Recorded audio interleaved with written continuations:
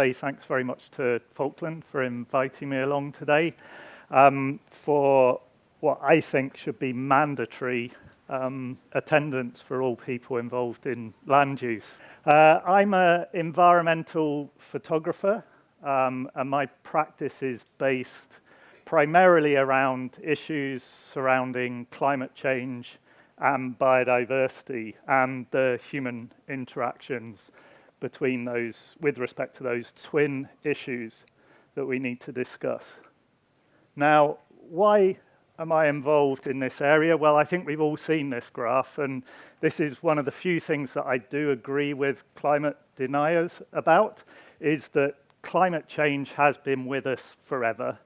It's naturally occurring over the last 800,000 years. The interesting bit, though, is what's happened on the right-hand side of that graph since 1950. And that's a near vertical line heading up and exponentially more than anything we've seen before.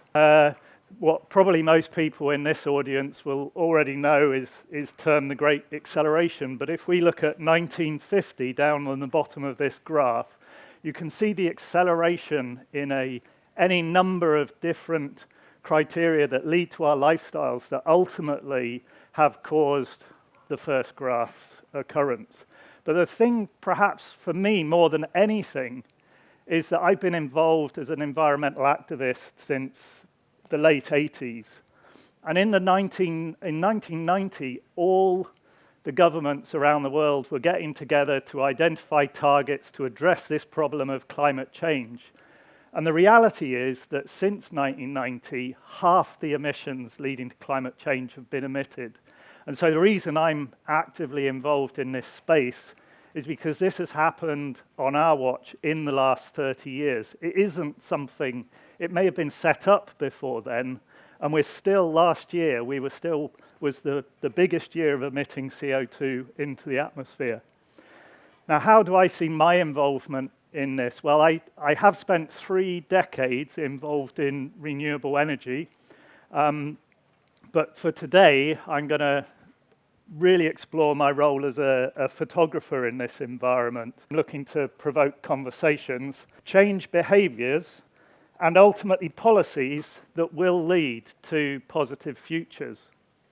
And the important thing, I think, with this is we talk about the science and the detail a lot, but I actually think one of the things that for me as a photographer is the most important is who is our audience. I think we know a lot of the issues involved to address the problem, but who is the audience, and then how do we engage them? Because there's a number of different audiences.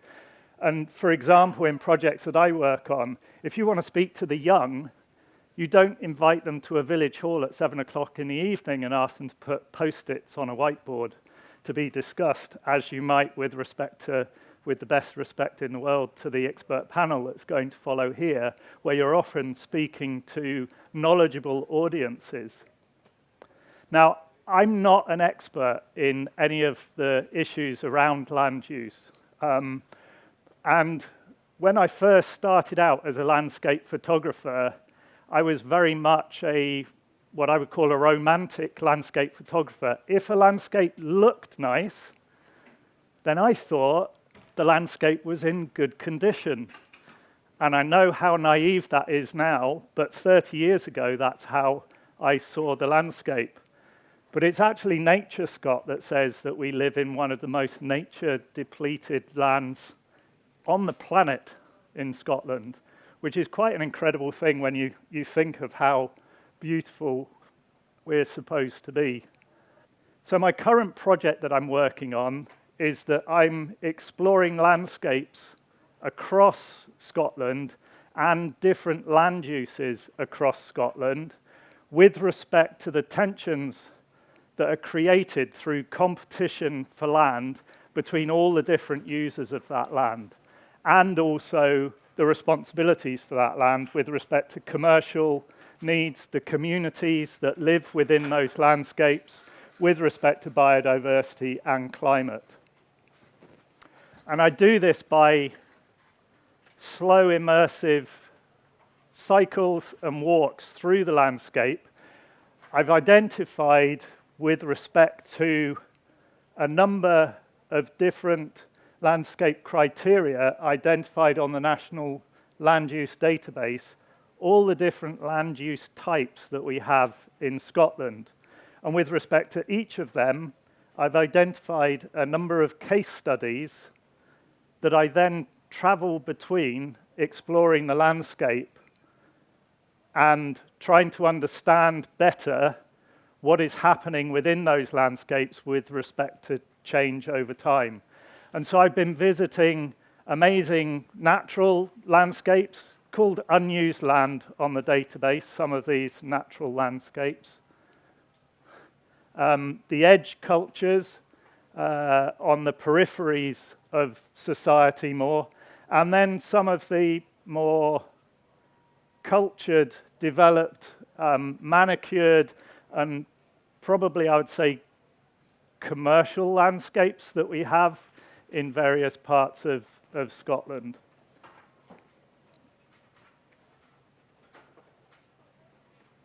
And I'm also exploring different land uses by sector. So here we're looking at energy in all its different forms. We're looking at our waste and our use of waste, and even how we leave the land when we're finished with it.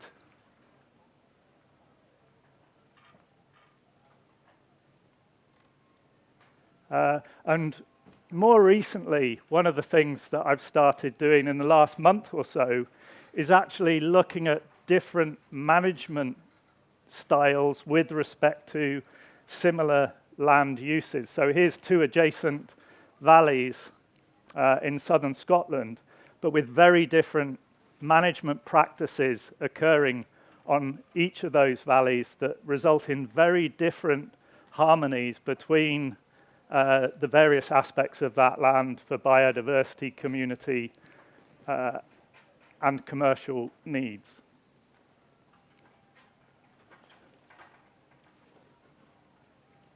The first theme that has come to mind, not just in this talk and this project, but with some previous projects, is that of shifting baseline syndrome. And this is more commonly known as generational land use change. I first discovered this on a project last year where I was working with nightjars on a lowland blanket bog in southern Scotland called the Loch of Mosses. And if you go back 250 years, the Loch of Mosses was a 15-meter deep blanket bog, 10 miles north to south and 3 miles from side to side, with almost no human impacts on that bog. And yet today, if you look at that bog, what we see is that less than 3% of that land area is still unimproved and relatively untouched peat bog. And the rest of it, over that time, has changed completely. And the interesting thing is here, I've lived in this landscape for the last 25 years. To me, what we see today is the natural environment and that natural landscape. But the reality is what we see is a very recent landscape. I give another example here in the Galloway Forest Park, which is very close to my home. This is a map from the 1930s. It's an OS map, basically 10 kilometres by 10 kilometres. And if we look at today's Ordnance Survey map, we see it's a very different landscape in front of us. We have a large body of water, which is a hydroelectric dam, which was put in the 1930s. And over 50% of that moorland that the whole area was before is now commercial plantation forestry. And yet, again, I've lived in Dumfries and Galloway for the last 30 years, and the landscape on the right is the landscape that I understand as that landscape. Now, just because a landscape changes over time doesn't mean to say it gets worse. But one of the interesting things I've been trying to look at is to try and describe visually that changing landscape over time. And this is a a modern dairy lowland landscape of southern Scotland that I'm presenting here. And this has been developed incrementally over the last 30 years. Land use is always changing, and we have to recognize that. We can't just cover it in aspic and pretend we want something from days gone by. So it is changing all the time, and this is what everybody perceives as the landscape, the commercial dairy landscape of southern Scotland, until you actually see a different management technique. This is Rainton Farm. Most people probably know this better as Cream of Galloway, where it's been in the same family since the 1920s, and for 3 decades, they've been managing it organically. Now, whether you agree with what's happening on this farm or on the other farm, they're a few miles apart. The only point I'm looking to make is that the way we manage the land determines actually what that land looks like, and it may have a different level of balance between how good it is from a productivity perspective, commercially, and for other purposes. And then a little bit on silos, which is something that I've noticed coming up time and again. If you go to the Tate in Dundee, you'll see this image, which depicts the countryside and the city effectively as a single unit. And just 100 years ago, it was the town planning system saw that it takes a whole region to make a city.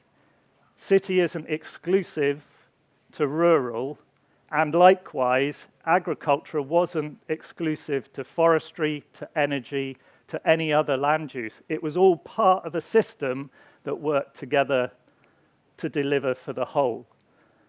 And I would suggest, as I've been traveling around to date and doing some research on this, I wonder, and I question for the expert panel is, do we see the landscape in the same way these days? And you notice here we have development plans that seem to categorize the landscape for different purposes. Prime quality agricultural land here. And isn't it interesting that the more commercial or the more human influence there is on any given landscape, the terminology with respect to that landscape seems to be better. So when something is grade 1 agriculture, that's the best landscape that we have. The terminology is positive. And yet for our most biodiverse landscapes, the terminology is completely different. Very often bog, swamp, scrub, unimproved. It's as though we need to improve something that's natural if it's to get better. And I would suggest that over generations impacts how we perceive different landscapes, react to them, and act with respect to them. And just looking at mapping again, we categorize and box in different landscapes for specific purposes. And then we develop our development plans with respect to what happens, where, and with respect to different landscapes. So we'll take an area, we'll protect it for wildlife, a triple SI, an SPA, other designations, and that is specifically there to protect the nature. It could be a habitat or a species. But outside those areas, it seems to me as I cycle around that the landscape is then allowed to develop primarily with a focus towards other uses. It could be agriculture, it could be specific interests for upland areas, and indeed as you go into the city, you have zoning of land areas for specific uses. And this seems to me to lead to landscapes that are siloed rather than being balanced with respect to harmony for a range of different uses. And when I go around, nature doesn't appear to work with boundaries. It's messy. It's not neat. It is universes of all different scales, and it is complex. And I'm not sure that our simplified silo landscapes of today appear to address some of the complexities that are there in reality. But I also see amazing things happening across our lands, and that could lead to positive futures, probably speaking to the converted, to most of the people in this room.